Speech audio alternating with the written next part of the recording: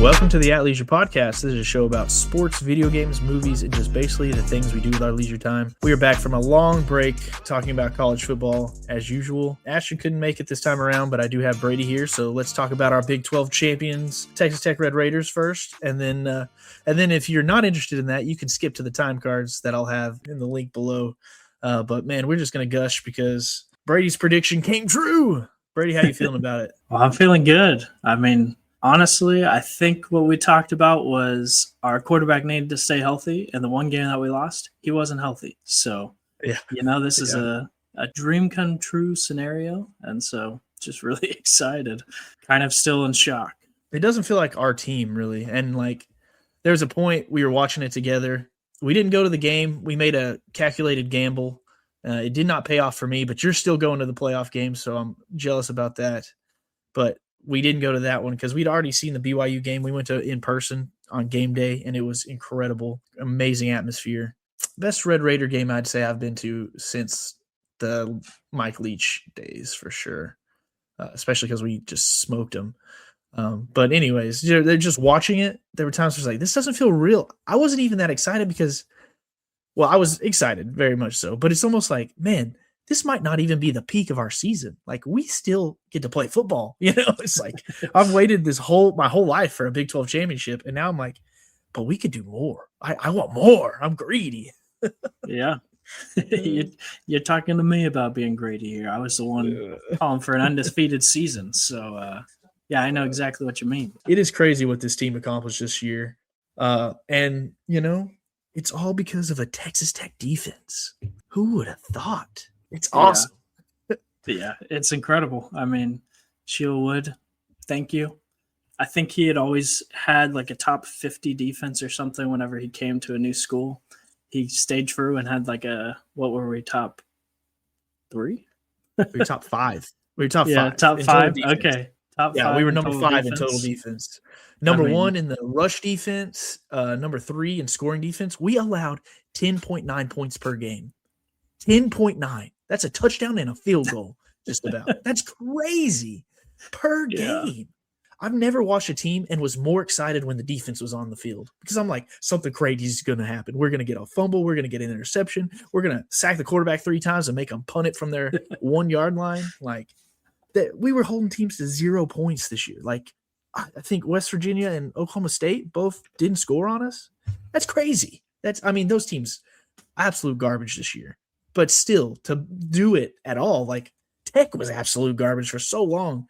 Watching these defensive players thinking, like, man, I could play defense for this team and do just as good a job because no one's stopping anybody. To, like, my goodness, these guys are professionals. It's so fun. It's so fun. It's crazy. It really is. I mean, we've been used to we have to score 40 points a game to win, and even that might not be enough. And so to be able to say, hey, go get us 17 points and we're going to win the game is crazy. And then we still went out and got 35 points or whatever a game. And it makes you have to readjust your offensive feeling too, because, sometimes our offense was good this year. It was really good. Top 30, I think, offense, maybe even higher than that. But we're so used to being like, if we don't score here, we will lose this game. And so when we stall, it feels terrible because you're like, oh no. But then you remember, oh yeah, we have a defense that's number 1 in forced turnovers, number 1 rush defense. Used to, you would watch the opposing team and it was death by 1,000 cuts. It was like a run for 7 yards every single time they ran the ball. And then they would throw it deep and score a touchdown. And it was like every single game, it was just like, can we please get one stop? And now it's like, oh, our rush defense per game averaged allowing 68.5 yards. 68 yards per game on the ground is insane. It's number 1 in all of college football. I cannot put into words how hard it was to watch the team and realize, like, this is our team that I'm watching. This is a team I have full confidence that they are going to stop the opponent. Their pass defense was 26th in the nation. They gave up like 190 yards passing.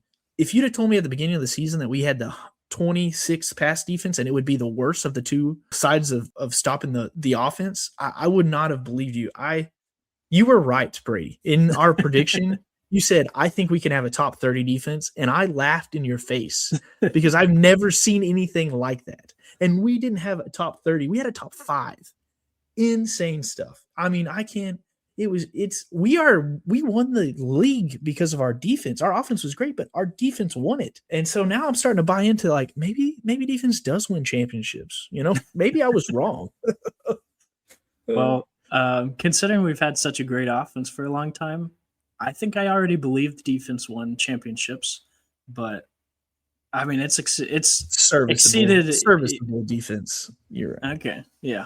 I'm just thinking like the Chiefs, when they were winning, it was all offense, and their defense was like top 25 the first few years. And then they started getting good, but that's off topic. But yeah, now I'm like, actually, good defense. Sign me up for that every day, all day. And I'll just handle the rough offense of, only 400 yards a game. Well, it definitely makes it a lot less stressful watching the game.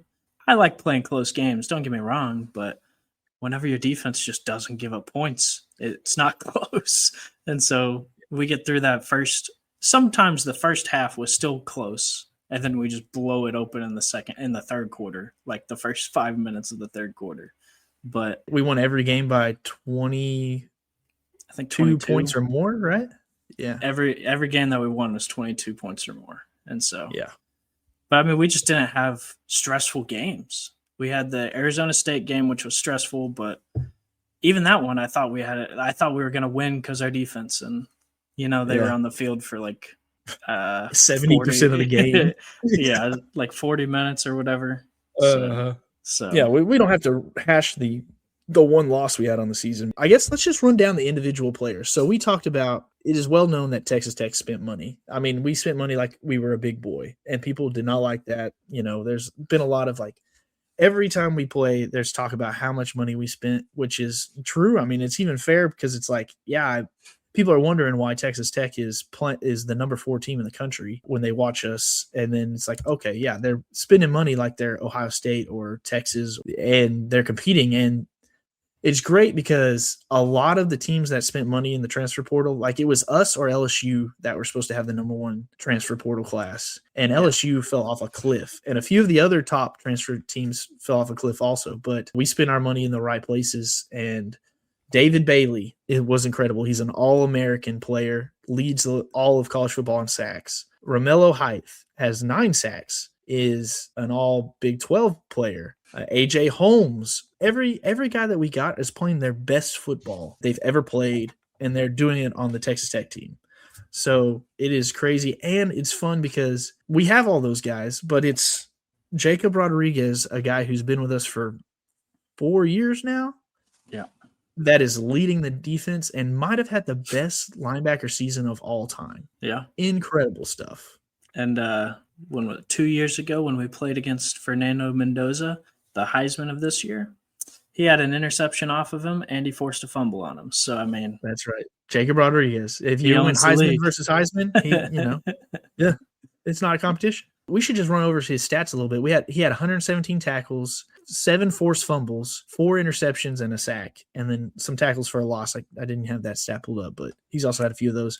And the way he punches the ball out was just insane. It was like there was one play against Kansas State where the tight end had both hands on the ball and was running like he was running through the line. You know how you cover the ball up, and he found a hole between the hands and punched the ball right out. And the tight end was still holding air. He was holding air. He couldn't believe that the ball got punched out. He looked so confused. He was so confused, and it's like he did that all season long. It was such an honor to watch. He won all the defensive awards: Defensive Player of the Year, First Team All-American, Big 12 Defense Player of the Year, the Nagurski, the Lombardi, and the Butkus. He just clean sweep. Should have at least been there for the Heisman, but we can talk about that later. It's just what an incredible defensive season. What an insane. I couldn't, in my wildest dreams, have predicted what happened. Just couldn't have done it. Yeah. I mean, I kind of predicted it, but not to a top 5. I said if we can have a top 30, we'll win the league. And we had a top 5 and absolutely destroyed the league. So I wish you'd have predicted it on the dot. I wish you'd have said we're going to lose to Arizona State. You said Kansas State, but if you'd have said Arizona State, I would have been blasting it all over social media like, this dude predicted everything that happened.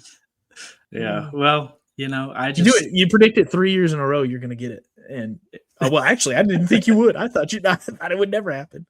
I don't know. I didn't think that we'd be able to get over the hump in Kansas, in Manhattan. So, you know, I'll take it. Yeah. And then I guess let's talk about the offense a little bit, because as much as the defense has like carried the day, the offense has done its part. And it's gone through way more adversity than the defense, I'd say, because you talked about it earlier, Barron getting hurt again. That poor guy. He's tough as nails, but he just cannot stay healthy. That first play, I remember we were watching it at Pluckers, and I literally audibly screamed in the restaurant when the dude on the FCS team, whatever cream puff we were playing that day, that guy just went low and immediately took out Barron's leg.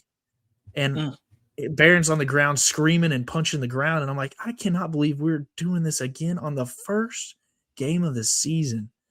And so he's just been a trooper all year. In the BYU game, we were at the game, so I didn't see it. But after the game, everyone was talking about how they put up his X-ray of his leg and how he has a fracture in his leg on the broadcast. I'm like, golly, can you imagine playing football with a broken leg all season? That's crazy to me. His stats are still great for playing as much as he did. He missed 2 or 3 games. So I think he missed 2 full games, and then he didn't play like the second half of 3 or 4 games, maybe more than that.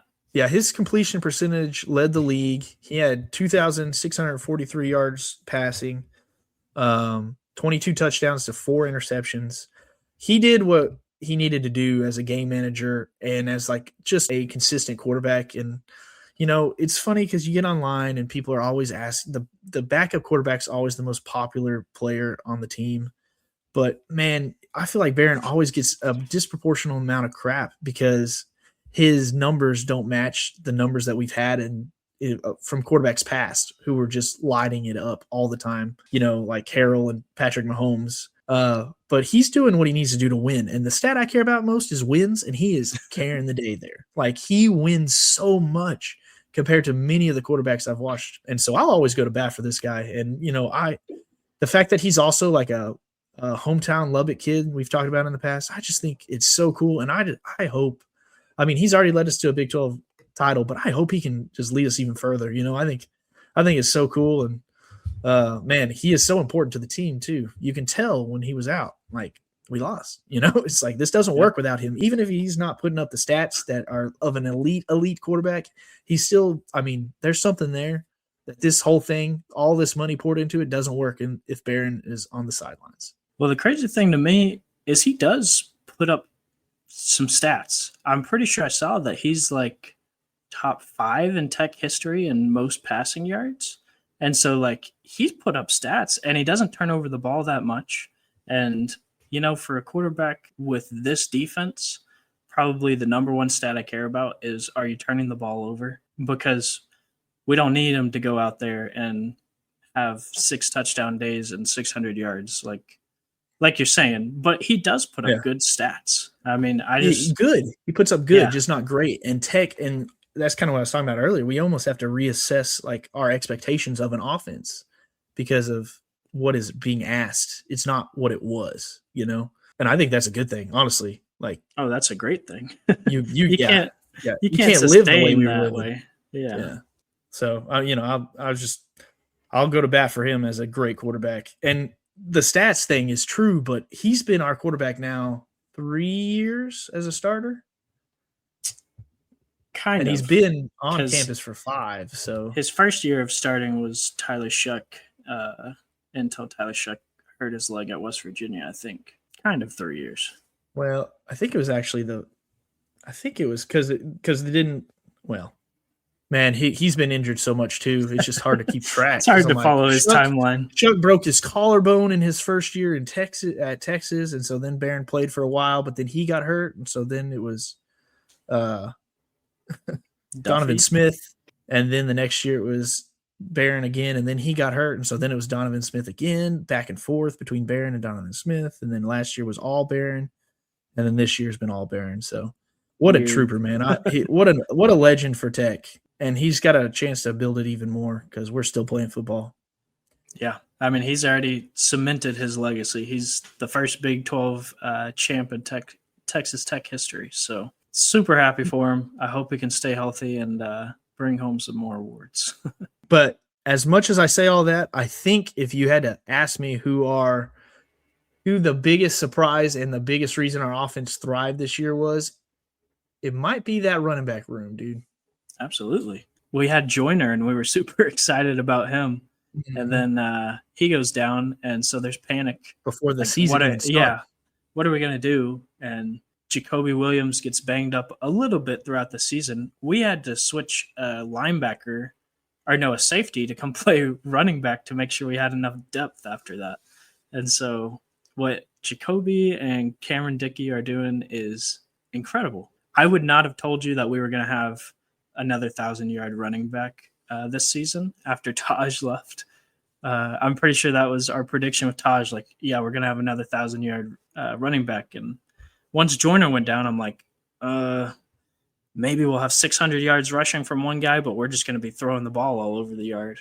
And, credit to the offensive line also. You can't do this without them getting a big push up front. I think they've kind of been maybe the most underrated part of this team all year, because everything's about the defensive line or our skill players. This offensive line, Barron's taken some hits, but he hasn't taken as many as I was worried he would take. Really, my biggest gripe with them is, can we just go on the snap? Like, stop getting so many false starts. But, if that's going to be my biggest gripe, and we're running the ball for however many yards a game, I didn't look it up, but keeping Barron mostly upright. A lot of his hits have been self-inflicted scrambles. I don't know if I would have believed you. So it's been awesome to watch. Yeah, for sure. And I don't know our yards per game, but I know Cameron Dickey has 1,095 yards and Jacoby Williams has 787.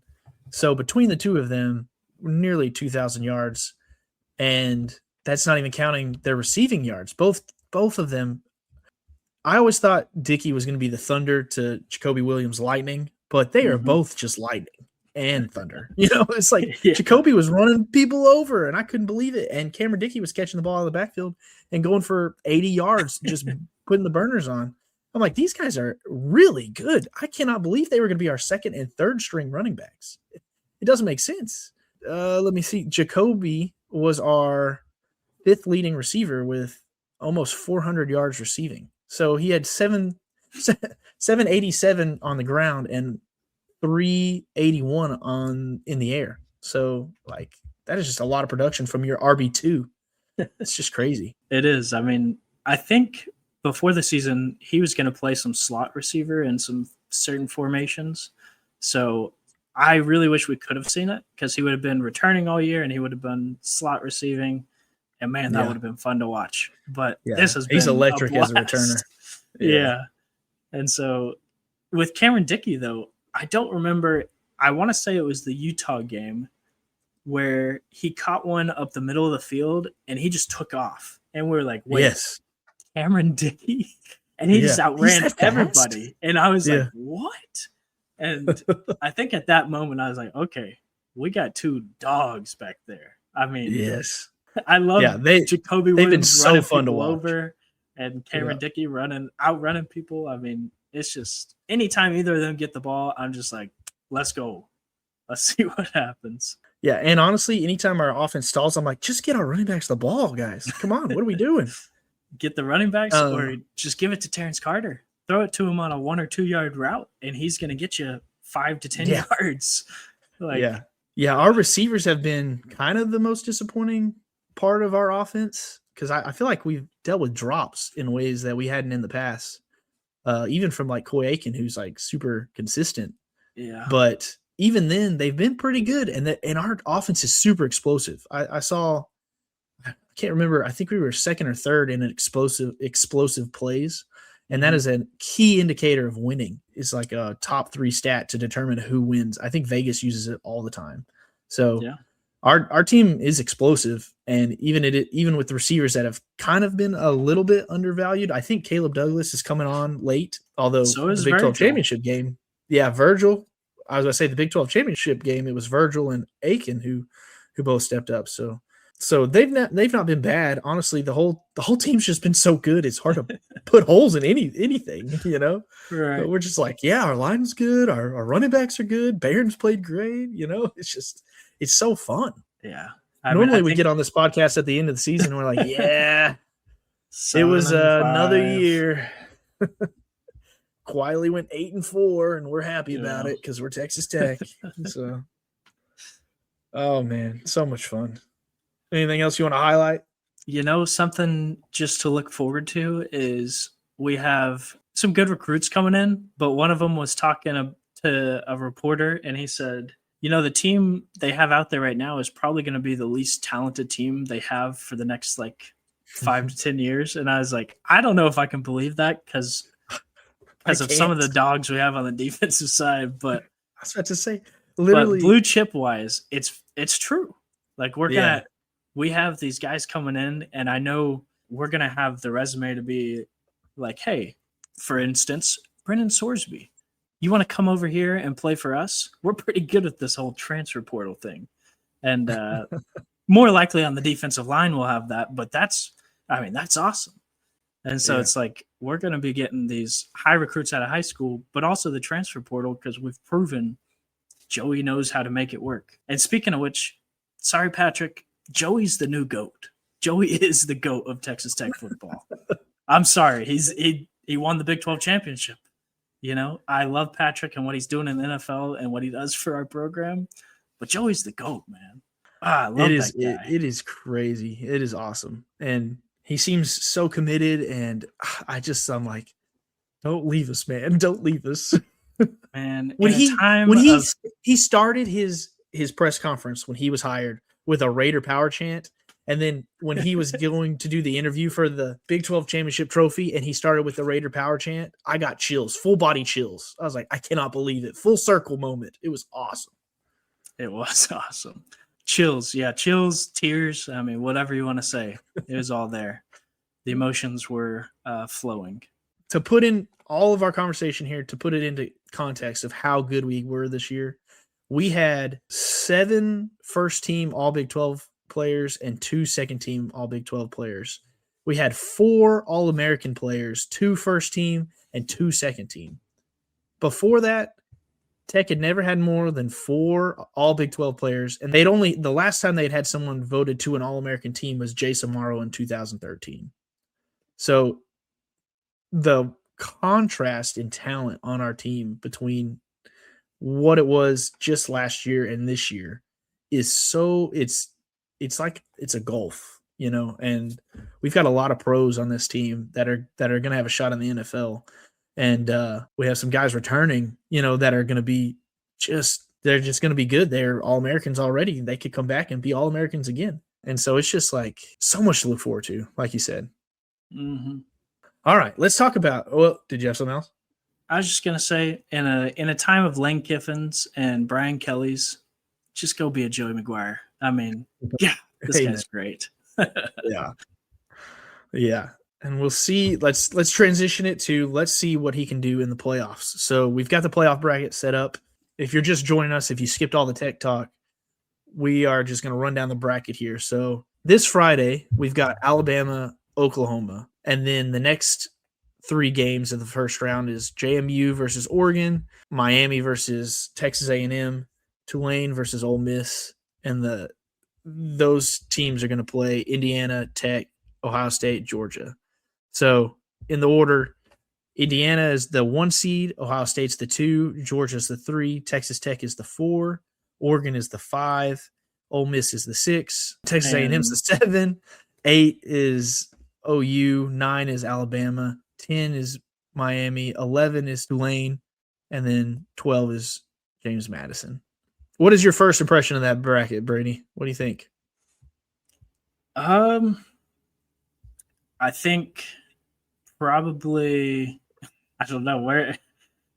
Do you want me to start on the matchups? Is that what you want me to start on? Just talk about what you think of first when you see that bracket. What's the point of conferences? Why do we have 5 SEC teams in the playoffs? Like, I know why, because our conferences are way too big. So my question is, what is the playoffs? Like, the playoffs should be the best 2 or 3 teams from each conference. But that just gets lost because everyone wants to say, well, our team left for this conference to get more money, but we want to be in there. It's like, well, no, you gave up that right when you left to go to this conference for more money. And so there's a whole rant I could do, but basically I don't understand the point of conferences at this point. It's just going to be who has the best brand, and do we think that we want you in the playoffs for TV ratings? It's all corrupt. It's all frustrating. But for the matchups, I'm excited to see Oklahoma play Alabama again, I guess. I think that'll be probably the best game there. I do think Oklahoma is going to win again because I don't think Alabama's been playing great as of late. But, because of how the schedule is, everyone gets a lot of time off in between games, so you can fix stuff or be rusty. It's a mess. Bro, this is the segment for rants. I'm telling you, dude, I've got so many rants. And here's the thing. I love college football, and I love even this really weird bracket that we've got going here. Like, I'm all about it, and I'll still say, hey, I'm glad that we've got 12 teams competing instead of just 2 after everyone argues about it. I get the simplicity of that system and all that, but I do think that there's been a lot of fun with the 12-team playoff. I don't really want to go to 16 teams, but I understand why you would do it after this year when it feels like 16 was like the perfect cutoff on what teams would have been in. But that's just not the case every year. Last year, it would not have been perfect. This year, a 4-team playoff almost felt perfect. And so it just varies year to year. It's a very strange thing, but I think it's overall good. But let me tell you, we have got to get rid of this stupid committee and this dumb Tuesday night selection show. It is an absolute farce of a product, and it ticks me off every time I watch it. Can you imagine being the group that decides, hey, we're going to put Miami at 17 and we're going to put Notre Dame at 9. And then over the course of the next 6 games, nothing changes. Both teams win a bunch of games, and we're going to move Miami above Notre Dame because Miami should have been above Notre Dame from the get-go. Notre Dame is only in there because of a brand, and they were hoping Miami would lose. I just couldn't. When they asked him, so first we have a scandal with the Baylor AD president who's in charge of the committee, has a scandal where he puts hands on a player. Baylor's an embarrassment all the time. Baylor, always scandalous. I mean, it is an embarrassing university in the first place. I'm sorry if you're listening to this and you're a Baylor fan. I would hate to be a Baylor fan because I'm no good Baylor fans, but it just feels like that university cannot figure it out. They are just scandal laden ever since I've been paying attention. Anyways, He gets kicked off of the committee. So then they bring in the Arkansas AD. First of all, why are we putting people with such, they have so much skin in the game? What are we doing? They literally are tied to conferences. They have full jobs. They're not watching all of these games. Literally, what they're doing is they're going into a room. There's a computer that's spitting out rankings, and then they move things around based on how they feel, maybe like brand biases. I think for sure. I'm betting they bumped Notre Dame way up because they were like, well, Notre Dame's going to get in, obviously. And so and they get on the selection show every Tuesday, and they have the AD come out, and he gives the most nonsensical answers. They talk in circles. When the AD gave the joke, they said, hey, what do you think about comparing? What do you think will happen with Ole Miss now that Lane Kiffin has left, before the playoffs? And the guy goes, 6, 7. And I'm like, are you kidding me? Read the room, buddy.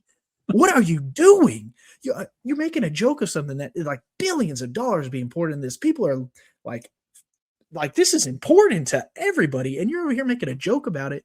And that joke had to die right then. Anyone saying 6, 7 after that, I'm like, look, when you've got this old fart of a AD for Arkansas making the joke on live television, it was just so cringy, and it made me so frustrated. These people don't care as much as they should. And it just makes them look like we got morons in charge, even though I know we don't.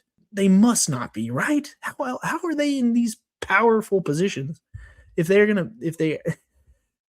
must be smart. They just act stupid, there's just something going on there. I don't understand, but it drives me up a wall. And it's like, what can we do about it? I don't know, but we need to get rid of the selection committee. I'm tired of it. And then people are blaming the group of 5 schools.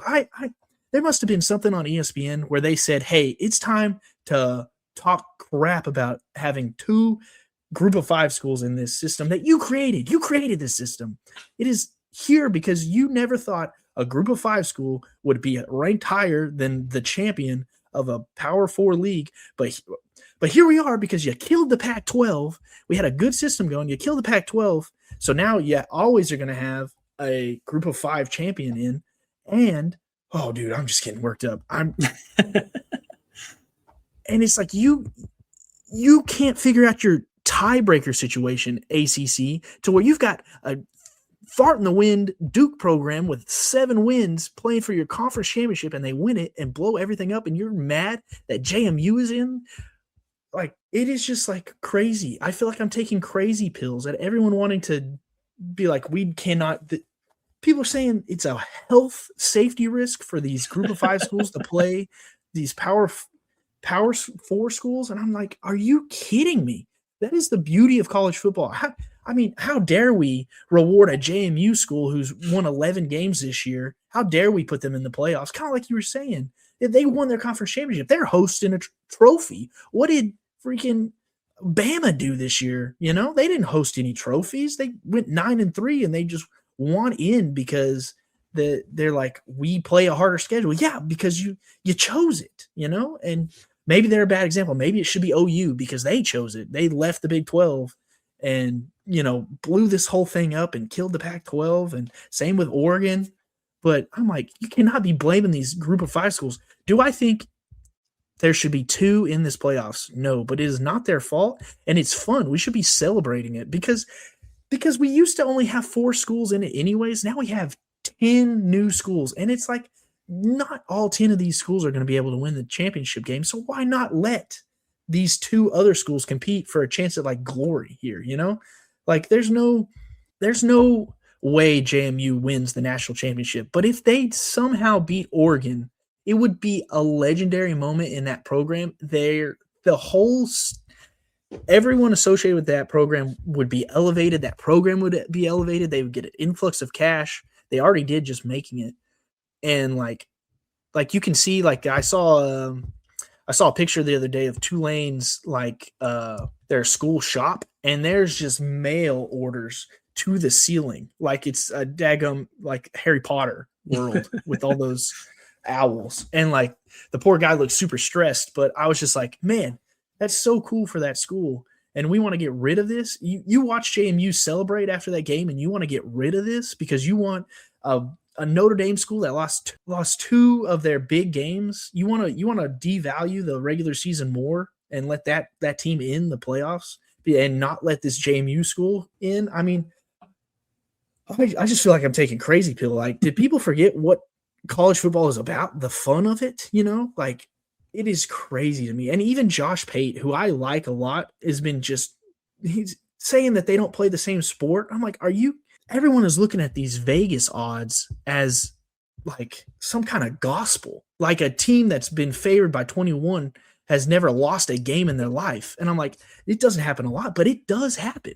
You know, it's like, why are we playing these games if you're just going to go by the Vegas odds? I saw something where Notre Dame would be favored in every game except for the top 4, and it would be a toss-up with Tech. And someone said, well, this is why they should be in the playoffs. And I'm like, it's not about getting the best teams in. It's about what you did in the season. You know, everyone's like, oh, you want to have the best teams in? I'm like, if you want that, go watch the NFL because they play meaningless regular season games to make sure that they get the best teams in the playoffs. Every now and then you get one off. For the most part, that's what that sport is about. You go watch the NFL because I like the college game. This is where I want to have fun here. I want it to be fun. Oh, it's just why does it matter if we give it to JMU over the 6th best SEC team? I could say more, but you know, I've said a lot already. Do you have anything you want to get off your chest like I just did? I mean, I think you covered it pretty well. The eye test is a dumb rule. Like that's not yes. like, I'm sorry that Northern Illinois beat Notre Dame last year. Like, shout out to my boy Skylar Gilhoward. But, they lose. Like, you can lose any game. You walk out there, anyone can win the game. It's not chalk. Like, that's just not how any sport has been or ever is. And so the idea of just don't give them a chance is ridiculous. And like you were saying, JMU and Tulane, they're going to make so much money off of this. And I think they're both losing their coach, so it kind of hurts a little bit. But, like, this is how a program can be built. I know they want to keep everything blue bloods, but, like, if Duke would have gotten in, you know how big that would have been for Duke? Like, their football carries so much in college, and it keeps colleges going. And it's like their enrollment goes up if they make the playoffs because so many people see them on, like, national television playing these games. They get, $4 million for making the playoffs. You get, there's just all the people buying your gear. There's just so much benefit to it. And then you have schools like Alabama who they make it, everyone's like, yeah, okay. Like, nothing changes for Alabama except they have another chance to win a national championship in a year that they really don't deserve it. They don't deserve it. You lose 3 games. Yeah. I don't think you should get a fourth Florida chance. State team, that's one of the worst in the ACC. That's been swept under the rug. Even happened. Yeah. Yeah. There's no recollection of that, but it just doesn't make sense. Yeah, you start giving these other teams and other fan bases no hope or reason to be invested by cutting them out. Long term, there's just going to be diminishing returns. It's going to be less money for everybody because less of the country is going to be interested. It's crazy. I mean, more and more the sport is being pushed to that 2-conference world where the variety and passion of the sport is limited to like 32 schools. And most of us don't want that. You know who do want that? It's these people who claim to love college football, but they really only like to watch the same 5 teams play all the time. That's really all they want. It's just so frustrating. Yeah, it'll turn into thank goodness NFL light. Yeah. I mean, it's getting closer and closer to that, and there's still stuff about college football that I think I'll always love more than the NFL. But I mean, if it keeps going down this route, it's just going to be 2 conferences and they'll duke it out, and we'll get 12 teams that are the best teams on paper playing each other every year, and it's going to be the same teams every year. And I don't know. It's just there's going to be new rules now for sure next year where they're going to make sure that 2 Group of 5 schools don't get in over a Notre Dame. Like, that is never going to happen again because they cannot allow that. And it's just like, man, the people making the rules for this sport don't love this sport, and that's tough to see. See. If they cared about the sport, they'd be fixing the schedule and not the playoffs. Playoffs are not the problem. It's just like the fact that we're gonna play our first playoff game. I guess it's the second round of playoffs, but our first playoff game on the 1st and the portal opens on the 2nd is ridiculous. I mean, like, what are we? It just doesn't make sense. When we start going to like I think the next thing we're going to talk about is just the conferences and the season overall, and it's like the coaching changes that happened because of this jacked up schedule. Oh my goodness, it's crazy this year. Yeah, I don't need to sit here and explain it to you, but if anyone hasn't heard it, go listen to what Joe McGuire and I think Josh Pate say about how the season needs to be set up, and that's how it should be. You do that, you fix a lot of problems with the personnel and with the coaching carousel, which is like probably the first thing you need to fix before you start trying to mess with the other stuff. Yeah, because now like schools like Georgia is suing a player that's transferring because of how the NIL happened, and it's like, why are we suing these players when Lane Kiffin's leaving in the middle of a playoff run? Like, what? Anyways, it's crazy right now. It's nonsense. I hope somehow we get the reins back on it. Maybe get some guardrails up, because right now it's just anything goes, and everything's getting taken to court, and everything's getting pushed off, and everything's getting rejected, and it's just like there's just no rules at all. And honestly, Tech's taken advantage of it. Ever since all this craziness has happened, Tech's athletics have just skyrocketed because we got people that care, and they're spending a lot of money to make sure we take advantage. And it's putting us in a good position if we do go to those two conferences to where we'll have some value to add to whichever side wants us. If a side wants us. If not, we'll dominate the whatever the third tier is.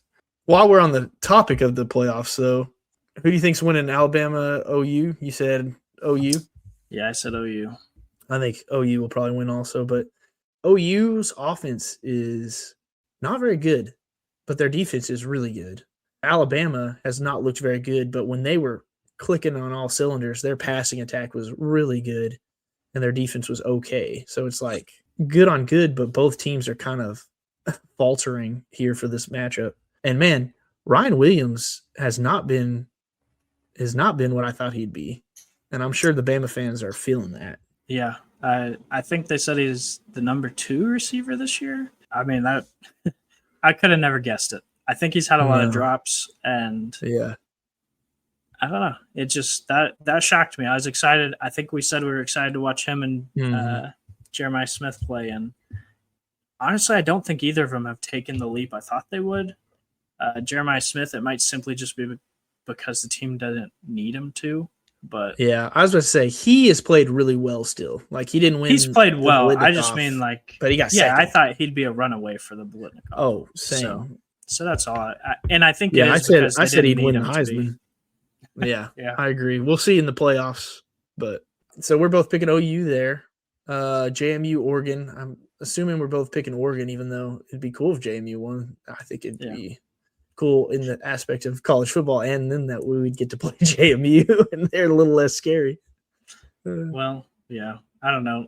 We need to go beat a power conference team. So yeah, no kidding. I feel like with the way that the bracket is set up, all the Big 12 hopes ride on us. It's like we either validate BYU or we validate that the conference doesn't belong. It's unfortunate because we only have one team in the playoffs to prove the strength of the conference, where these other we don't have 5 shots at it, or I guess 4 since they're playing each other. But yeah, A&M, Miami. Who you picking there? I think I'm gonna go with Miami. Yeah. Sorry, Danny. I'll pick A&M because Miami's. I was talking about explosive plays, and Miami's explosive plays are on the low end. They have a really good receiver who won the Blitnikoff that I'm drawing a blank on his name right now. Malachi Tony. Yeah, Tony, that's right. He's really good, and he's an explosive player on his own, but as a team, they just don't generate a lot of those. And A&M's defense is up and down, but for the most part, they're good. And Marcel Reed has been way more consistent as a passer than I thought he'd be. I don't think they're losing at home to Miami, but they have in the past, a pretty recent past, so anything could happen there. I wouldn't be surprised if Miami won, but I'm picking A&M. I think the way Miami would have to play to win is they'd have to make the run pretty nullified. Like I think A&M is going to be able to run some, but if they can take the run mostly out of it, I mean, like South Carolina did. Marcel Reed looked terrible in the first half against South Carolina, and I don't know. I think this game is it's going to be a good game in my opinion, but I don't know why I feel like Miami is the better team. One last thing on this too. I'm ranted about the committee, but I do think they made the right decision putting Miami in over Notre Dame because Miami beat Notre Dame head-to-head, and those matchups have to mean something. Even if I think Notre Dame's a better team than Miami, when they went out there on the field, Miami beat them. So I'm glad that they did that, even though they did it in the most stupid way possible to make everybody mad. And they got it wrong in the sense that it should have been BYU anyways. But yeah. BYU did have a better resume, but I understood them not putting them in just because we shellacked them twice and because the ACC didn't have a representative and they weren't about to let that happen. Right. And I get it. I mean, if it was the Big 12, I'd be like, come on, you got to let one of our teams in. Ole Miss, Tulane. I think this game has a chance to be close, just with all the Lane Kiffin mess. And Tulane has Retzloff, who was a Power 4 quarterback last year after we documented the offseason mishaps. He's played pretty good after about, I think it was like week 4 where he was struggling and they benched him. The thing here too is they've already played this game, and Ole Miss wiped the floor with Tulane. We've got 2 rematches here. That's another gripe I have with the committee. Is like if you'd have just moved maybe Ole Miss and A&M, then you just flip them and you avoid 2 rematches between Ole Miss and Tulane. I do think that this game could be closer than it was the first time, but I guess, will pick Ole Miss. Yeah, I think this is a case where Ole Miss is going to be super motivated because of Lane Kiffin. And if they were playing a tougher game, I think it would matter more. But I think they're just going to be – I do believe physically these teams don't have – like they're not as big as the others, as the Power 4 schools. And I think that the size and athleticism of Ole Miss can carry them through this game, along with just how hard I think they will be playing. So I think Tulane's just got a tough draw here. I think there's a chance that it, say Tulane scores first, then maybe gets a turnover, scores again, that Ole Miss team could be deflated enough where they just fold. I don't know, depending on the makeup of that team. But I could be wrong here, but I think Ole Miss doesn't really turn over the ball, so that's why I kind of feel like. Yeah, but what if they do? That's what I'm saying. Like, yeah, how demoralizing would that be? Be like, we don't turn the ball over. Oh my gosh, they got up 2 touchdowns on us, and it's the middle of the second quarter, something like that. That's the only way I can see Tulane winning this game. Fair. And then holding on for dear life at the second half. Yeah. All right. Anything else you want to say about the playoff? No, I don't think so. Notre Dame join a conference. Stop being a trust fund baby on your history. All right, let's just start talking about things that happened this season. We'll just go by conference. You want to talk our conference first, Big 12? I might have the most to say about that one. Yeah, sounds good. First, we've already talked about it, but BYU, they're established. They've gone 2 years, and how many losses do they have over the 2 years? I guess it was the championship game, their 4th loss. So they had 2 losses each year in a row. Like that's really good. I don't know how they keep on getting discounted just because maybe they play some close games. I mean, plenty of good teams play close games and they don't get discounted for it. Yeah, what are they? 22-4 over their last 2 seasons? Is that what it is? It might be 20. I think it's 21 because they were 10-2 last year. I'm not sure. Their bowl game. Yeah, probably. But I don't know. I just feel like BYU has established themselves and they just get hated on because they're Mormons. But they've impressed me for the 2 years. Utah, they were better this year, but I think they might have just signed a bit of a death sentence with their – I'm guessing you heard about their private equity deal. Private equity, yeah. And losing Whittingham during that time. I'm just like, this could get ugly if they don't have the right coach, in my opinion. And it's a really tough year to find the right coach. And so – yeah. I don't know. That one could be an interesting one. I was really impressed with Houston this year. I don't think they were quite. I wasn't scared of playing them. That's how I'll put it. But I do think they're trending the right direction, and their defense didn't drop off that much for losing Shieldwood. Arizona, big shocker to me.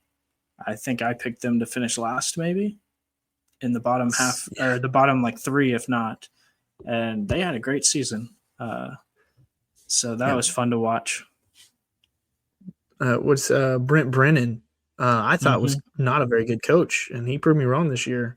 After having a team full of NFL quality players last year and winning 4 games, to this year having a worse team on paper and finishing with 10 wins, or 9 wins. Really impressive season by him. Mm-hmm. So those 2 teams really impressed me. Little bit worried about Baylor. Oh, Yeah, go ahead. I was just going to say Houston was where Brett was right in the first podcast. I was saying you were right too. We both said we liked Willie Fritz a lot, and I was like, I think this team could win, 7+ games, and they won 10. They were really good. Yeah, and so I agree. They had the weakest Big 12 schedule of all the teams, and so they just took advantage of that. But at the same time, you play who's in front of you. Yeah, take advantage of what you got. Mm-hmm. But I was about to say, I'm a little bit worried about Baylor with their whole their AD issue. Their coach, I think he got hired. Did they re-sign him for another couple years? Oh my gosh, they are down bad. I am so glad I'm not a Baylor fan right now. If you're a Baylor fan, I am so sorry for the way this season went. It is like the worst case scenario. Yeah. You're talking about the interim AD, or was it the president of the university? The president. Yeah, sending out a note saying basically, hey, it's too expensive and hard to look for both an AD and a coach at the same time. So we're just going to keep Dave Aranda. He's got a good signing class coming up. So we'll keep him until we have an AD, and then we can fire him and get a new coach. Basically, those weren't her words, but when you read the letter, that's the vibe you got. Yep, that's the message. You were better off to just not say anything. 100%, do not say anything. Because when you do that, you basically, if I'm Dave Aranda, I quit. I'm like, I understand for money reasons he's probably not gonna, but I'd be like, they lost that recruiting class that she references because what kid's gonna go sign up for 1 year with the coach they're signing for, and then knowing immediately he's gonna get fired. Not to mention the vibes at Baylor right now are at an all-time low. Their stadium has got 20 people in it while they're playing these games in the Big 12. Just embarrassing stuff. Everyone is, Dave Aranda's sitting cross-legged in a press conference talking about his recruiting class of 5 players. And after there's a mass exodus of the top ones leaving. Mm-hmm. Just really tough scene there. So, biggest disappointment. We were wrong about them. We thought they were going to be good, just like a lot of people did, the way they finished last season. And they were bad. Yeah. Their defense couldn't stop anybody. No. And honestly, I feel bad for Sawyer Robinson. I don't know if I should, but dude is a beast. And, I'm happy with our quarterback situation, but he's a Lubbock guy. And so kind of sucked to see him go through all that. But another team that kind of worried about Colorado. I feel like once Travis Hunter and Shadur left, it kind of just it didn't look good this year. I don't know how much I think Dion is a good coach. He brought a lot of energy, but even the energy felt a lot more deflated this year. Well, and he wasn't there so much of it because he was dealing with cancer. Cancer, yeah. Yeah, and just his health. So many health issues. I'm just a little worried for, I guess, for Deion Sanders, honestly. And then on top of that, Colorado. So their quarterback situation did not pan out, and so when you don't believe in your quarterback, it is so hard to win. Mm-hmm. We saw it last year with Utah. No matter how good your team is, if you don't believe in your quarterback, you just struggle. The defense doesn't have to believe in him either. So just stop the run. What do you got? You got anything? We can talk about Arizona State. Their season went a little sideways because their 2 best players got hurt, and they didn't finish the season. Jordan Tyson, I think, is still going to be a first-round pick next year, maybe the number 1 receiver off the board. Sam Leavitt transferred, or is in. He's going to. It's rumored that he's going to transfer, and he didn't show up to the team meeting at the end of the season. So and I think Kenny Dillingham wished him well on whatever happens next. So basically, he is out, and so that season went rough for them. And I would not want Sam Leavitt as my quarterback. I think he's a great quarterback, but just as a leader and as a person, he just kind of seems like a tool. Like I don't know. There was some rumors that Tech might be going for him because Will Hammond's hurt, and I'm like, nah, I'm good. Let's pass on him, as talented as he is. Yeah. Uh, But talk about but another. it looks. You go ahead. I was just gonna say it looks like Kenny Dillingham is gonna stay at Arizona State at the moment, because all these jobs have opened up, and there's been a lot of talk about him being a candidate for them, and he has stayed put. And now with this Michigan job opening up and that whole crazy situation, there's a push for him to be the Michigan coach. But if I'm Kenny Dillingham, I don't want to go there. I would stay away from Michigan. But yeah. Did you see his interview like after he was rumored for the Michigan job? Yeah, he got really emotional. Weird. Yeah, he got so emotional, and I got nervous, but I'm feeling a little better that he's going to stay now. And I was going to say, talk about another coach that's just quality guy. It seems like. I mean, he loves his job. He's always honest. Sometimes a little bit too honest, maybe, but yeah, he's just. I love listening to him talk. I'm glad he's in the Big 12. I hope he stays. So same. It's so weird because before all this stupid realignment was happening, I rooted against the teams in my conference pretty hard that were good, but now it's like, golly, you kind of need your conference mates to be good, these top tier teams to challenge you so that you can, build some strength and have TV deals and have all this nonsense that we have to worry about now. So I'm like, yeah, I guess I do want Kenny Dillingham to stay at Arizona State, instead of him leave so that Arizona State is not as good. Right. And make it easier for Tech. Matt Campbell, though, left Iowa State this year after I thought he might never leave Iowa State. And he was rumored for so many jobs for so many years. The Gambling Gauchos, one of the Tech podcasts that I follow, they would always post Matt Campbell in so many different jerseys. Or so many different polos. It was so funny. Every time there was a vacant opening in anything, it could be a soccer team in, Manchester. And it was like Matt Campbell to. Yeah, that was a good bit. They always have a good bit going. So it's crazy that he left for Penn State. We'll get to Penn State when we talk about the Big Ten, but for Iowa State, what a rough year. You start out strong, beating Kansas State in Dublin, Ireland, and then start strong, and then your defensive backs all get hurt, and then all of a sudden your defense as a whole just starts to become very porous.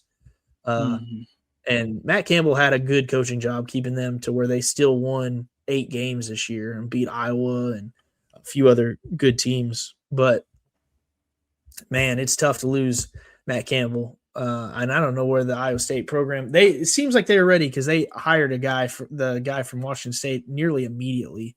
I think it was before Penn State even announced that Matt Campbell was going to be their head coach. Iowa State announced their new head coach. So, just weird. The calendar has got all these coaching cycles just messed up because you got to have a guy as soon as you're done with, as soon as you're firing your guy, you've got to get him out of there so the new guy can come in and start hitting that transfer portal recruiting and start making relationships and schmoozing the donors. And I mean, there's just so much you got to be doing. So it's crazy that he finally left. I thought he never would. I said that earlier, but it felt like his time might have passed. And if he didn't take this Penn State job, I don't know if he was ever going to get another opportunity to take a big job like that. And with the resources, even in this season, they were talking about how Iowa State was like, hey, we just don't have the money to be keeping up with these teams. Like, he was always pushing like, hey, we need more. We need more donors. We need more money. And so he probably just finally found like, hey, I've capped out. I can't take Iowa State any higher than I have. And he's done incredible things with Iowa State because that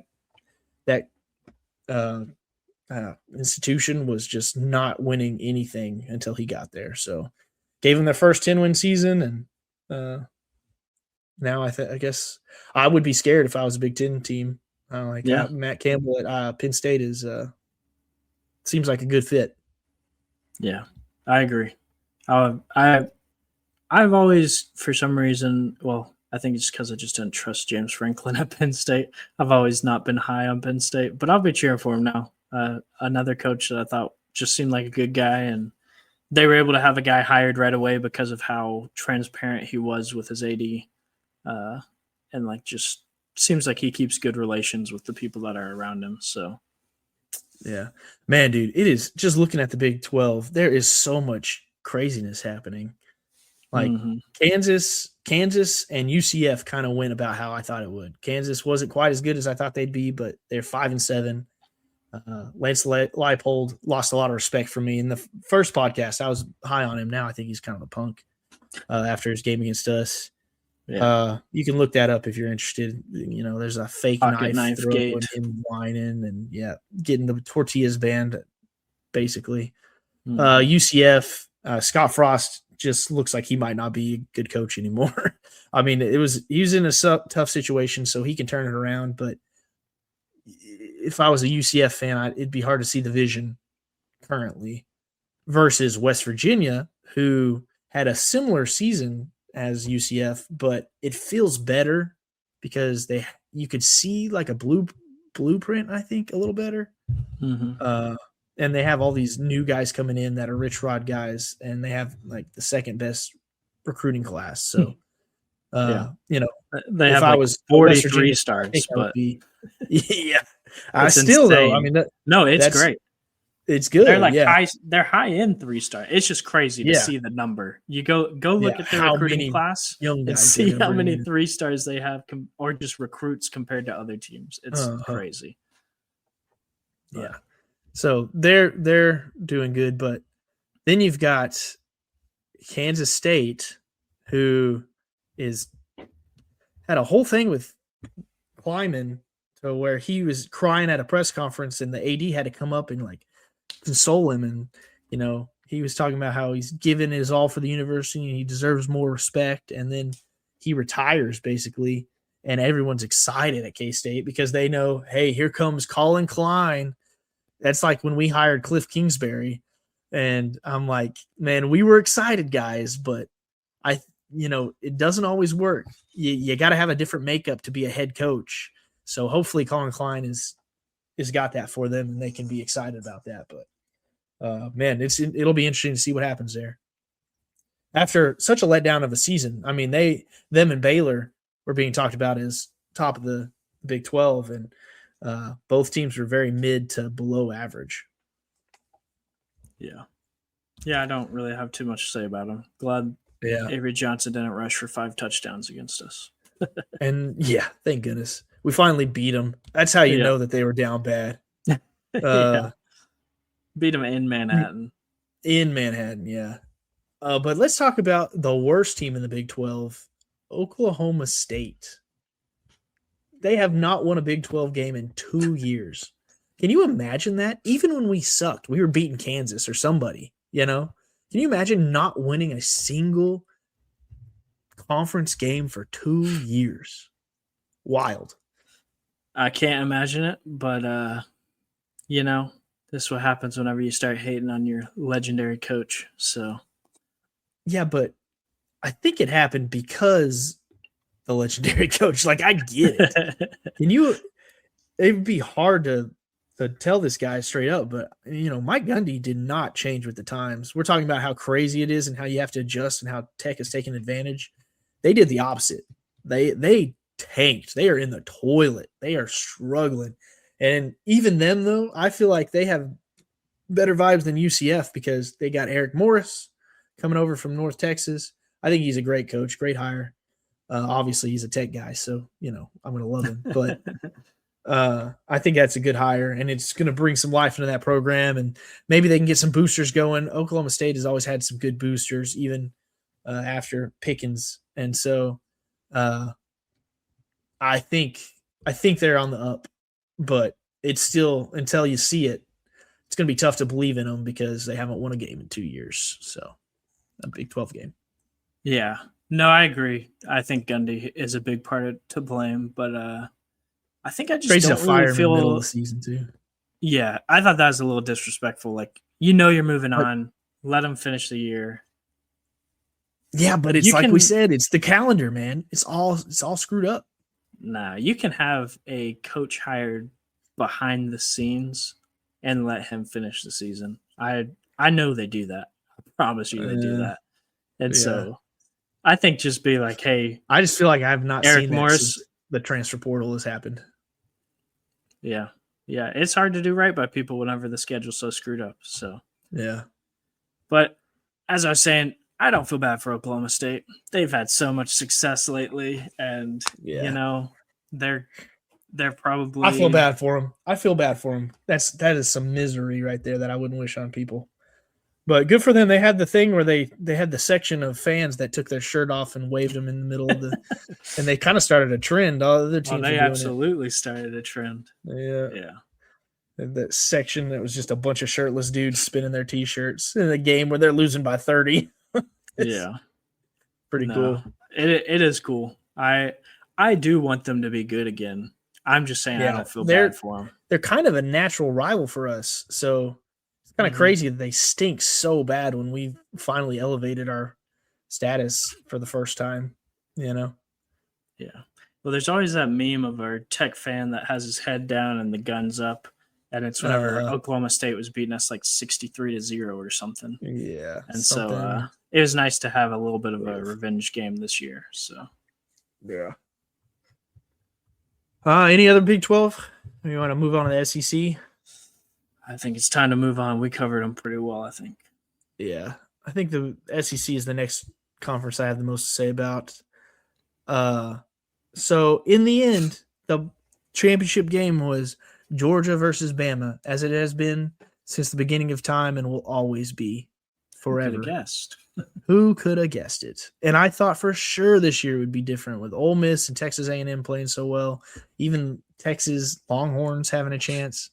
But Oklahoma came out of nowhere and being good. And no matter what, it is always going to be Georgia, Bama. They're going to run that conference. Uh, so there was that.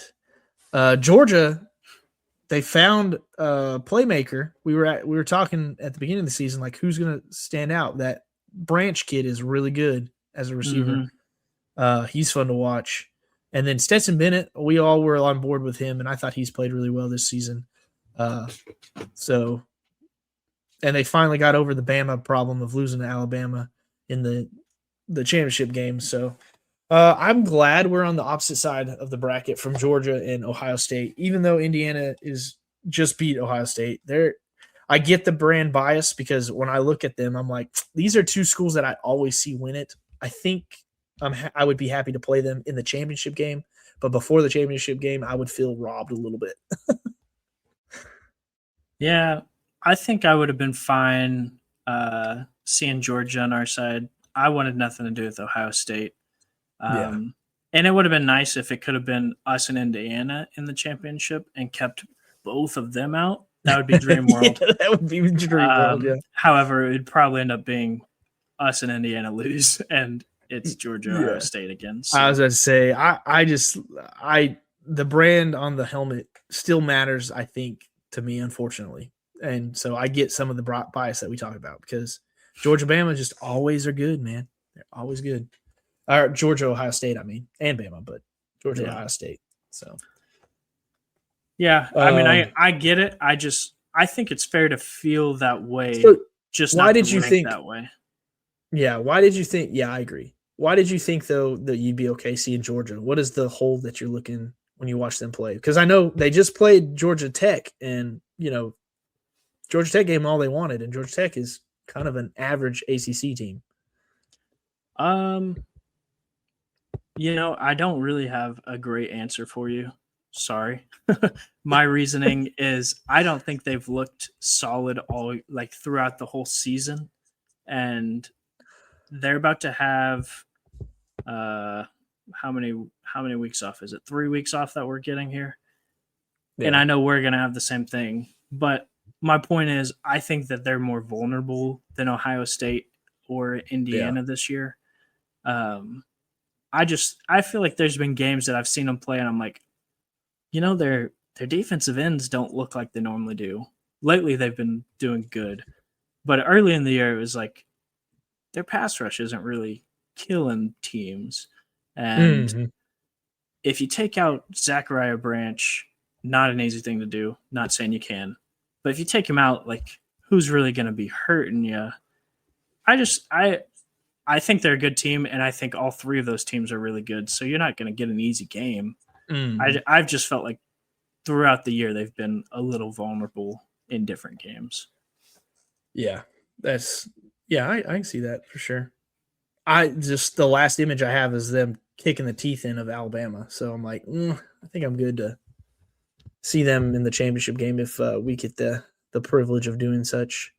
Ole Miss, man, what a saga they've been through, but they finished second, I guess, in the league. I mean, they ranking wise, they're sixth, and so, man, I don't know how to feel about that team. I think it's impressive what what's the quarterback's name? Chambliss. You're close. Yeah, Chambliss. Okay, I was going to say it right, but then I've been impressed with Chambliss. I didn't know anything about him. I was not high on Ole Miss coming into the season, partly because I didn't know anything about him, and he's been really solid. And like you said, they don't turn the ball over, which is huge, and they've got an explosive offense. So I don't know how important a head coach is, frankly. Once you've got the team assembled and you've got all the coordinators doing their thing, I guess we'll find out how important is a head coach because he's gone for the playoffs. Yeah. To LSU. I've made it clear I'm not a Lane Kiffin fan, but based off of things I've heard of, like, reporters that are at the games and, like, see it up close. We're just watching on TV. We only see what the camera shows us. Some of the chatter out there is that Lane Kiffin would basically tell the offensive coordinator, like, what the defense was in, and, like, almost every play. And their offensive coordinator has been in the box all year, and now that Lane Kiffin's not there, it's like, is he going to be able to stay up there and just not? I don't love the coordinators in the box unless your head coach is like Lane Kiffin's offensive-minded, kind of an offensive coordinator still. Your offensive coordinator can be up there if he's on the field. But now I just kind of feel like that could throw things off. So with Lane Kiffin specifically, I do think it could make a huge difference for the offense. We'll see if any of that is true. That's just what I've heard. I think I probably heard that on Josh Pate's podcast. So take that as you will. But it was an interesting thing to me and something to keep an eye on. See, maybe the offense will turn the ball over more because maybe Lane Kiffin was telling them, hey, this is the defense they're in. So I don't know. I have yet to be high on Ole Miss just because I don't know. I always feel like they lose the games they should lose, win the games they should win to an extent, and never look that impressive doing it. But this year they've looked more impressive, so we'll see. They have. Their schedule hasn't been crazy impressive. I mean, their best win for sure is Oklahoma, 34-26. I remember that game. It was a fun game to watch, actually. It was a good one. But then, like, a lot of their big games that, like, I think they beat LSU early in the season when LSU was ranked, like, 4, So it's like LSU was not a good team in the end. And they lost to Georgia in a close game. But then, okay, I'll just pull up their schedule. They've got Georgia State, Kentucky, Arkansas, Tulane, Washington State, South Carolina, the Citadel, Florida, Mississippi State as the other wins. So, I mean, that's not a gauntlet. that does not inspire confidence. I mean, they lost to Georgia, and then their wins were LSU. The other wins that we already talked about were LSU and Oklahoma. So, I mean, them and Texas A&M are very similar to me in the sense of they played a lot of the bottom tier of the SEC and just beat them, like you were saying, like you're supposed to. And then Mm-hmm. they had a few good. I mean, Ole Miss is ahead of Alabama, or Ole Miss is ahead of Texas A&M because they beat Oklahoma. I think Yeah. that's a data point because A&M A&M, doesn't have one of those. they have Notre Dame, which I guess ended up being an Oh, okay true, win. true. But Yeah, in the SEC, they only played one team with yeah. I a was thinking conference SEC. winning record, and uh, they lost. So Yeah, I would agree. I'm yeah, kind of in the same headspace on both of them. That's kind of yeah. why I Same. chose Miami, but I think Miami doesn't have a big win other than Notre Dame Notre also. Dame. So Yeah, I yeah. think, yeah, good matchup. It'll show. It'll. I think that'll show a lot about what these teams are. And Hmm. Ole Miss. I already said what I think about them playing Tulane. So Yeah. Well, Ole Miss and Texas A&M, I think, are good teams, but I don't know how great they are. It's like, should they be up there with the top four teams? I mean, people are going to say that about Tech too, but we've at least played ranked opponents. yeah, Like teams that finish ranked. And and we so beat them by 22 or and more. we beat them by 22 or more. Yeah, exactly. So it's like we'll see how good Ole Miss and Texas A&M are. Like if they are 6-7, or if maybe they. I think they are. That's what I'm going to say. I think they're good teams, and so I just don't know how good. And it'll be interesting to see. I wish one of those teams had played in the SEC championship. Is Me what too. I'll say. I was Yeah, really pulling for one of them to make the SEC championship because I did not want to see Bama Georgia again, and I felt like I wanted to see how good they were. I wanted to see them up against Georgia. Um, but right. Yeah, but and now I guess we'll see. I'll give A&M the fact that their loss was to Texas. I always take rivalry games with a little like grain of salt because Yeah, those games are the energy is so different than just a yeah, regular game, and so that was a tough one. But I yeah. It don't hold was. that against them as much as I probably hold Ole Miss's loss against Georgia. But Georgia's the better team, also, so it's kind of like wash in Uh, my opinion. yeah, and they played them well. So I mean, Yeah, that's like we true. said, they're good teams. It'll be interesting to just see how far they go, what they look like playing in these playoff games. Yeah. Uh, and then Alabama was interesting. Alabama seems like such a weak season for them, but they were killing it in the middle of the season, beating good teams. Like starting your season losing to Florida State like they did, and it turns out Florida State's a terrible team. But then they go beat Georgia at Georgia. They beat Vanderbilt. They beat Tennessee, uh, Missouri when Missouri was ranked. Uh, so that stretch there, that was like everyone was like, "Oh yeah, this is Alabama. They're still really good. We can forget about the Florida State loss." And then here in the back half of the season, they have not looked as good. Barely beaten South Carolina, barely beaten LSU, barely beaten Auburn, losing to Oklahoma, losing to Georgia, getting their teeth kicked in against Georgia, really. Hmm. Uh, and so it's just a weird feeling for a Bama team because you're used to them being so dominant and consistent. But Yeah. in the end, they still made the championship game. They're still in the playoffs. So even a down year, Bama gets in. Yeah. Yeah, I don't have much to say about Bama. They, No. I, like I said, I don't think they're playing great right now, but they also get 2 weeks off here, so we'll see what product they put out.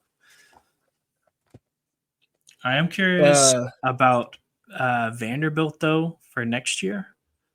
Like, will they reload or will they be like South Carolina last year? Like South yeah. Carolina barely missed it, and now they're back to being what South Carolina is. And Uh-huh. Vandy, they're going to lose Pavia. Are they going to be able to reload, or are they going to be Vandy again? And Yeah. It's that's a kind of, little different just because, man, Sellers is still on the South Carolina team. Talk about a disappointing year. He did not yeah, look like anything like he was last year. Last year he was incredible, but this year he just looked very average. Yeah, I can't say I watched him all season. I Yeah. would I would very much so bet the offensive line was pedestrian out there. And so that Yeah. probably had to do with some of it. But he's a mobile quarterback, so you would hope he could counter that a bit. And he did to some extent. But I don't know. Yeah. I'm just curious if Vandy will be able to maintain success or if it's like South Carolina, a little flash in the pan. They've had 2 years here where they've been pretty good. It's like my But biggest wasn't question, obviously, is the Pavia. Is it Pavia or is it the coach? Because they that's what I was extended the gonna say. coach. Yeah. And then also with the SEC going to a 9-game conference schedule next year, that's probably my favorite news I've heard. Yeah, that's going to change a lot. Yeah, it'll be super hard. I think a lot of teams have the Texas A&M type of schedule where it's like, Uh-huh. who did you really play? Like, I think Missouri's had These that a stupid lot. giant conferences is so dumb. Right. Yeah, going back to my whole point of what is the Yeah. point of a conference. But Yeah, like Houston winning 10 games because they had the easiest Big 12 schedule is a lot like these SEC teams. The difference is the SEC, I will admit, is got more depth to it, but still very I similar. mean, I would compare it like the Big 12, I would even compare to the Big 10. Like, I'm not going to sit here and tell you the bottom of the Big 10 is equal or better than the bottom of the Big 12. And so, yeah, I think the SEC does have a little deeper. Their worst, I don't think, is as bad as most conferences' worst, but also, I don't know. That's why I'm excited for the 9-game schedule. I think it'll even out some of these. And I think that's why they've been able to have 5 teams in the playoffs this year. And so I'm a little curious and nervous about how they rank SEC losses to everyone else, but more teams will have more losses in that conference. Yeah. You're right. That'll be exciting. And talking about tough schedules versus easy schedules, Oklahoma having one of the toughest schedules in the country coming in and being in the playoffs this year is maybe one of the biggest shocks to me. Like, I never thought Brent Venables was a bad coach, but I never thought he was good enough to do what he did this season. To win at Alabama, to win, on the road in all of these. Well, let me pull up their schedule, see what. Because I just remember, winning at Tennessee, winning at Bama, winning versus a ranked Missouri team at the time. I mean, they were winning dirty games. It was just like their defense was so good that they didn't need Mateer to be great. And I thought in the end, Mateer was going to be the reason that they won, and it really wasn't. So, props to them. That was a great coaching job, and we'll see what they do in the playoffs. Yeah, I 100% agree. I do think Mateer is very much so affected by his thumb, and then I think that really affected his confidence. And so even if his thumb is better now, I think there's a little less confidence now. But yeah, Brent Venables, you might give me nightmares when I see you, but you're doing a good job coaching this year. So yeah, that intense face he's got with the black eyes. I'm like, man, dude. But he seems, all accounts, seems like a great guy. So he does, yeah. When he's not throwing shade at the Big 12, right? Then Texas. I wish Ashton was here to discuss Texas. What a roller coaster of a season for them. And props to them for still playing their bowl game and not throwing a fit when they got left out at being ranked 13. But man, Texas throws a lot of fits. I was so tired of hearing about how good a 9-3 team was and how they should be in the playoffs and how they're never going to schedule hard non-conferences again. And I'm like, you do realize you made the playoffs the year before, or I guess in that 14 playoff, because you played a good non-conference schedule. It's like the risk is there one way or the other. Right. So you got the reward once. Ohio State, they got the reward this year. I don't think they Yeah. would have been one all season like they were, except everyone's like, well, they beat Texas week 1. Because otherwise it's like, who did they beat for a long time? And so there's the benefit. You just have to win the Yeah. game. And then Yeah. don't go almost lose to UTEP or UTSA or whoever else where you're only winning by like 2 possessions or whatever. Yeah. Don't lose to a 4-8 Florida Gator team. You know, Yeah. that's if they don't lose that game, they're in the playoffs. Yeah. Their season was weird. And honestly, it probably went the way that we should have expected with I know Arch Manning's been there for this is 3rd year on campus, I think, or 2.5, however that works with the early enrollee. But he's still, this is first year starting. I mean, you're going to have issues, and that's why having a veteran quarterback normally is so advantageous. So, yeah, he definitely looked bad. I mean, he looked bad at the beginning of the season to the point where people were like, well, should we try the other guy behind him? yeah. And now it's like, okay, no, he's a good quarterback. He was playing 2A high school football, you know, like he was practicing with the team. He was practicing with the team, but he wasn't starting in these SEC games. So it took him a while to get his feet under him. But I think, obviously he's a good quarterback, and they started when they were clicking on all cylinders, they were good. But they did get their teeth kicked in by Georgia too. So, 35-10. It's not like their case was as strong as everyone was trying to say it was. Someone I used to like, Kirk Herbstreit. I used to think he was great for college football, and now I think he's just a mouthpiece for ESPN and the SEC, and he's just awful. His takes are awful. Him and Joel Klatt right now are on a tear of just being the worst. I just can't stand them. Yeah. So. Joel Klatt, anyone who talks about how bad the March Madness tournament is, you already lost all respect from me. So, anyone else? Who else should we SEC wise talk about? LSU firing Brian Kelly and everyone throwing a party on his grave was pretty entertaining. But man, can you imagine getting fired and everyone celebrating and then talking about how much of a scumbag you are? Like, and for us to feel like, yeah, he probably deserves that.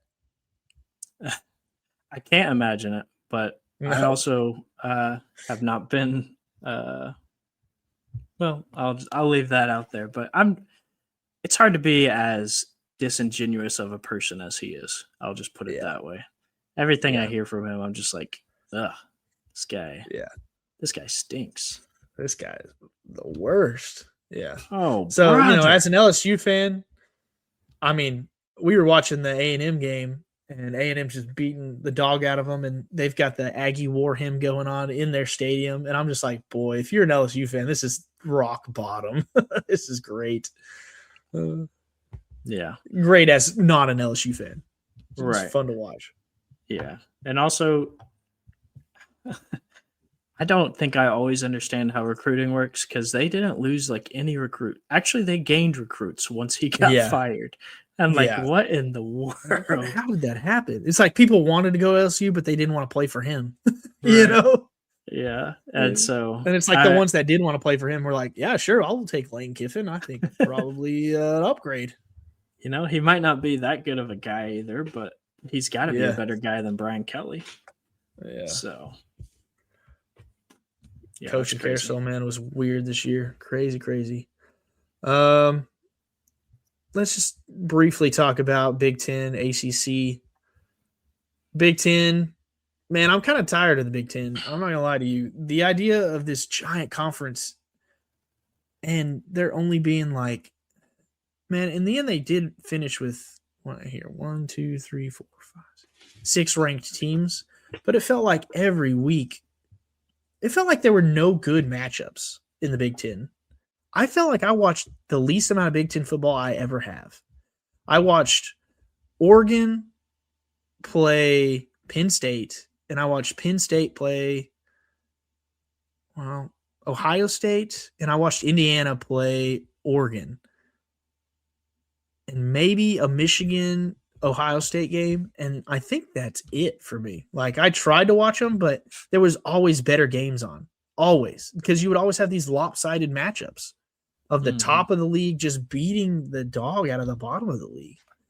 And I think it reflected in the TV ratings too. I think the Big Ten just had a bad product this year, and I wonder what they're going to do moving forward because their marquee matchups never happened.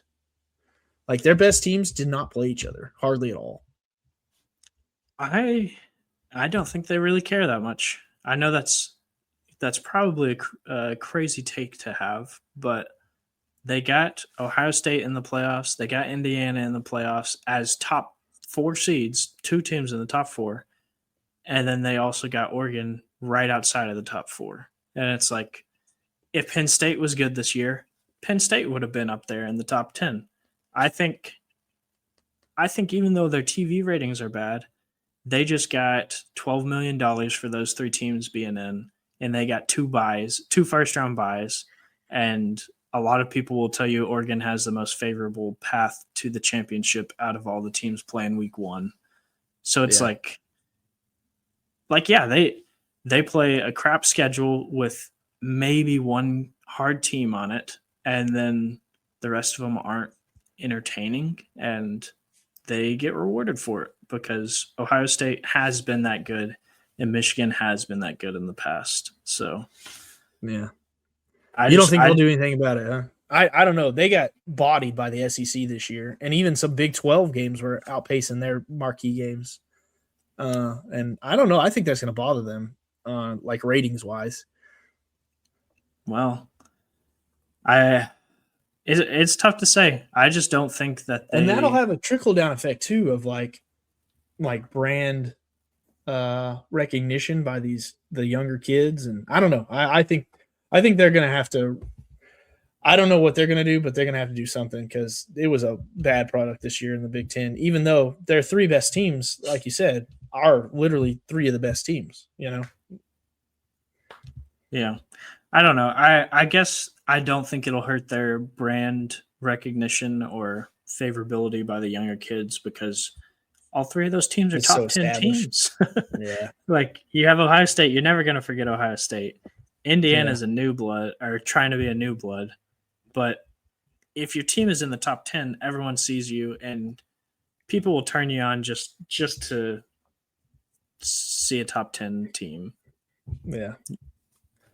I guess that's true. I don't know. I mean, I think they were hoping USC would be better because USC had the hardest Big Ten schedule. I feel like they played all the good teams. Yeah. Yeah, they did. Yeah, they had Illinois, Michigan, Notre Dame, Iowa, Oregon, UCLA. So I guess they didn't play. I thought they played Ohio State. But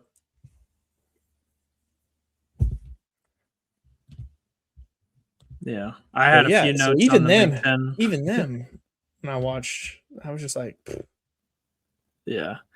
felt like I was watching them lose their big games. To your point, I had a few notes written down, and one of them was bottom of conference is unwatchable. So Yeah. it's just like Yeah. even those games where your top teams are going against the bottom teams, like or even the middle teams, like any team playing against Iowa, I would not want to spend my Saturday watching that game. It's just All not right. fun. And I was on the top tier of their list. That's what I'm saying. Like even middle Yeah. top of their conference, I don't really want to watch It's just those not games. fun. Yeah. Yeah. Yeah. Like, Northwestern versus UCLA. Like that's doing nothing for me. Rutgers versus Minnesota. Yeah. hey, I told you at the beginning of the year. I'm sure I was people are saying kind that of- about the Big 12 too. But maybe so. man, I said I I was don't kind know. of excited to watch Minnesota play, and I watched 2 or 3 of their games, and I was like, why was I excited? They have a guy that's playing both ways occasionally. This yeah. is boring. So Yeah. I mean, I'll watch it, but they're always on when other games are on, and the other college football is more enjoyable than this college football.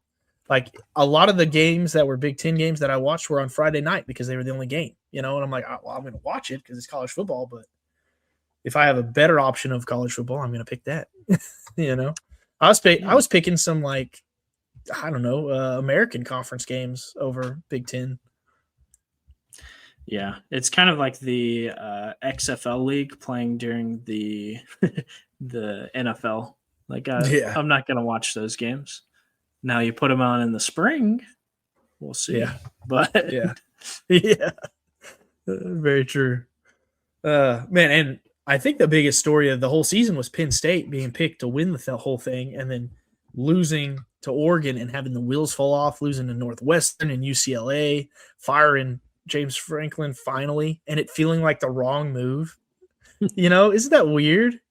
yeah, Like the whole time I was like, man, Penn State they need to move on from this guy. Franklin's been a good coach, but he just can't get over the hump. And he looked like he could get over the hump. So they fired him finally. And then immediately it was like he gets hired at Virginia Tech, takes all of their recruits as like bad mouthing them. Penn State couldn't find a coach. They stumbled into Matt Campbell on their like 10th try, which is a good coach. But it's just like, what a weird season for them to finally do the thing that everyone's been begging them to do. And then everyone being like, you guys are so stupid for doing that. yeah, yeah. I mean, it's tough to fire a coach that's had that much success. Yeah, it is. But let me say, if you're gonna do it, have a guy ready to go. That Yes. was really Have the a guy biggest ready. problem. Like, Yeah. they've fired their coach before most everybody, and they hired their coach after all the big schools, pretty much. So Yeah. it's like, I don't know. I guess maybe coaches are like, hey, if this guy's winning 10 games a year and you're not satisfied, like, what am I Who going to wants to have to sign up do? for that? Yeah. Right. Penn State And, isn't Ohio State. It's like you right. expect us to be Ohio State, but we're not. And so maybe that's what it was. The whole saga with Kalani Sitake from BYU going to go there. They felt like they had him locked down, and then he bailed at the last second because he used that as leverage to have demands for BYU to back their program more. And then they had Twitter was hilarious for a day of like memes about the Cookie Man coming to save BYU. That was awesome. Yeah. Yeah, it was a fun time. Uh, if that doesn't make sense to you, look it up. Just type in Kalani Sitake to Penn State, and you're gonna get quite a whirlwind of a story. Yeah. Crumble cookies. Shout out. Crumble cookies. Yeah, good cookies, man. Good stuff. And then we can move on to the dumpster fire that was the ACC this year. I enjoy watching ACC football. I don't know if that makes me a sicko, It does. but Yeah. yeah, I think it might. I think it is the perfect encapsulation of chaos.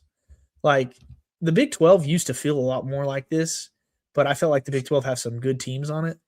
Miami being the good team in the conference and not getting to play in their championship game because all the tiebreakers were stupid.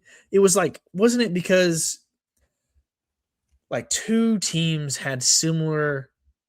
the two lost teams had similar opponents, and those opponents had similar opponents, and it was like it came down to Syracuse losing to Duke in a way that was more points than it was so convoluted to where you had Yes. Virginia and Duke in your conference championship game because the tiebreakers were made for a conference that was way smaller and it didn't have teams in you know in the Pacific Coast for a conference named the Atlantic Coast Conference.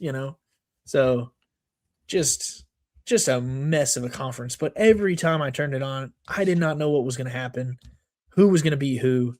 Clemson sucked this year after I thought they were going to be great. Them and Penn State were the biggest disappointments of the season. But it's actually kind of fun to watch teams that are expected to do good fall on their face if they're not your team. Yeah. And so I don't know. It was a fun season for the ACC, even though I think none of their teams are very good. I think Miami is clearly the best team, and even they have a lot of flaws. So Yeah.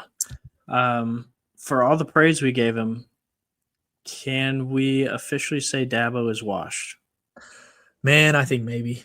I've always liked him. The way he I coaches, like him but too. Yeah, it's not yeah, going to make me dislike him, but is it a Mike yeah, Gundy situation here?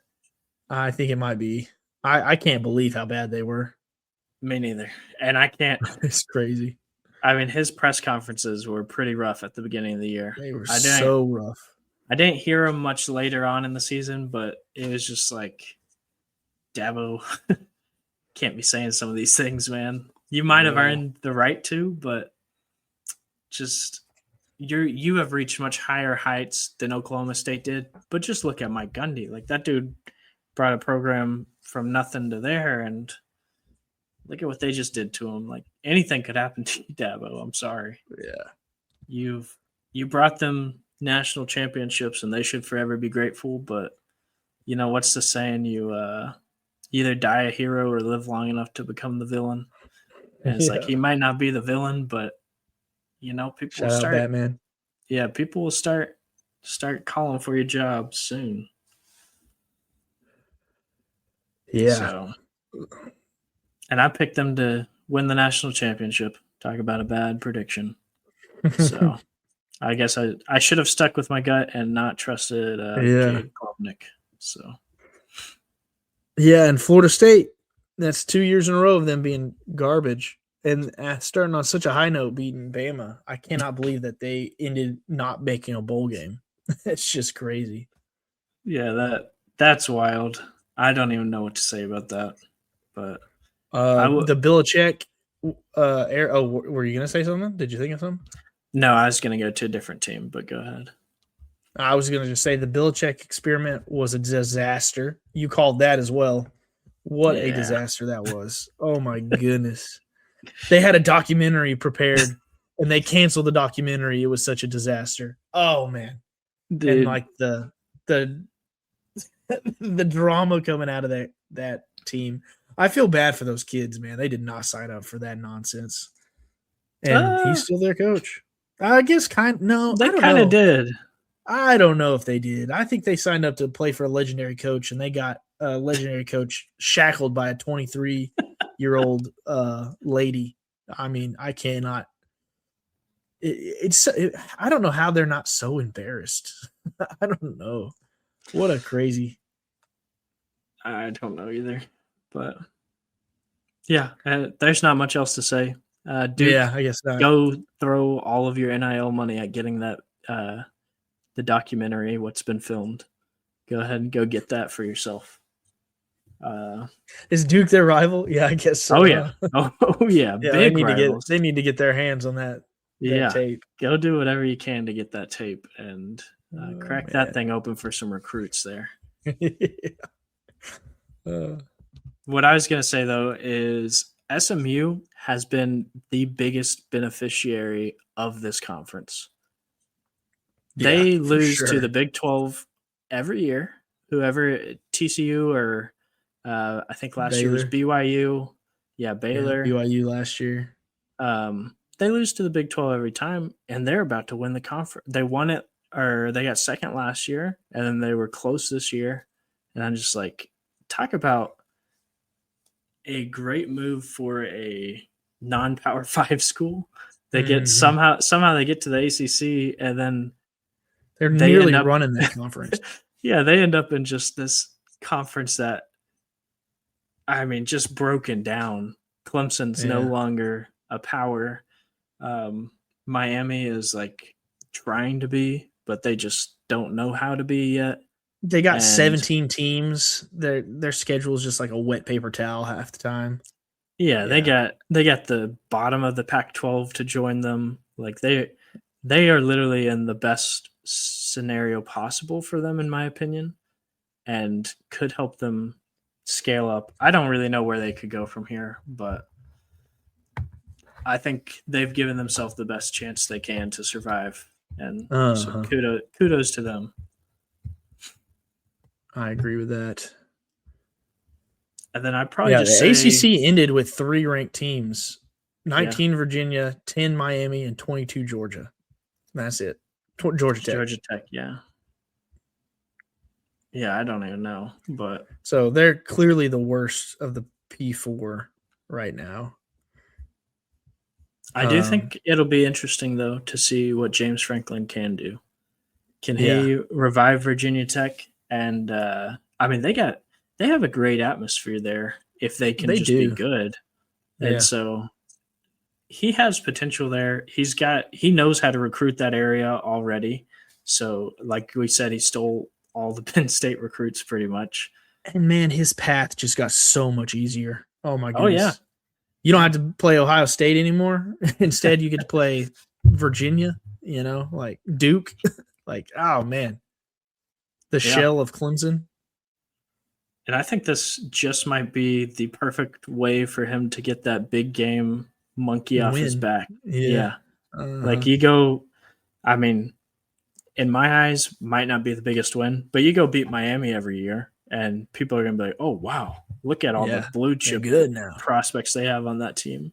And Uh, so the storyline will come back up when you're in the playoffs. But, it's change of scenery just might help him in that way as well. So I'm excited to see what he can do and see how quickly he gets to running that conference. Me too. That'll be interesting moving forward. Mm-hmm. Um, One more thing on college football before I think we close it up for this episode. What do you think about the Heisman? I think last year we had two great candidates, and I think this year we had zero, except for Yeah. Jacob Rodriguez. I was going to say it was pretty not interesting. Like Yeah, I think just about every other storyline this year has been more interesting than the Heisman race. yeah, The running back that was in it this year, like I'm always happy to have non-quarterbacks in the race. His stats were terrible compared to Genty's last year. Genty. Yeah, you could not give him the Heisman because of how much worse they were than Genty. Yeah, Like, even if he he had might have deserved it more than those quarterbacks, like you couldn't give it to him because it would have been embarrassing. yeah his. I think he's a really good player. Don't get me wrong, but Me too. his stats just were not. And he played, in my opinion, the same exact competition as Genty. Like Yeah, he did 100%. not play hard teams all year, and so I that one was just kind of disappointing. Um, Honestly, after stat watching, Pavia probably had the best stats, but man, I'm so happy it was not him. That guy Me is too. the most unlikable underdog I think I've ever seen. I'm always an underdog guy, and this guy has made me everything I hear about him makes me dislike him more, I except for agree. the fact that he's friends with Theo Vaughn because Theo Vaughn's hilarious. But I that saw I aside, saw a meme that said like this man is the embodiment of what body axe spray would be as a person, and I thought that was hilarious. I'm like, yeah, it yeah, kind of is what I picture. Kind of a absolutely. gross dude who's kind of like full of himself, little man syndrome.